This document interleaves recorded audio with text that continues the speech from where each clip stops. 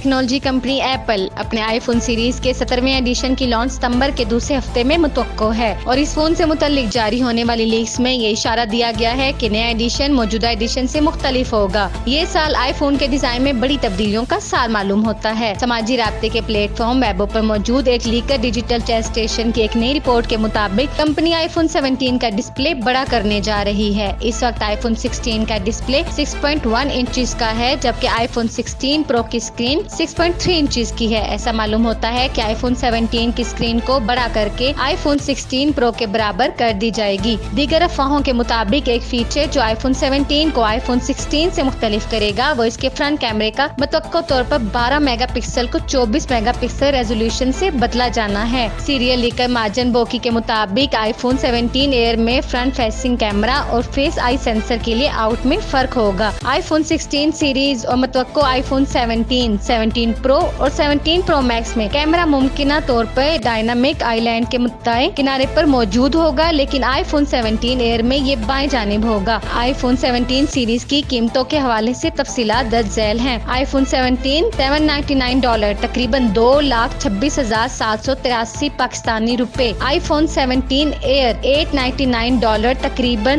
2,55,161 روپے پاکستانی۔ آئی فون 17 پرو $1,636 تقریباً 4,64,343 پاکستانی روپے، اور آئی فون 17 پرو میکس $1,928 تقریباً 5,47,333 پاکستانی روپے۔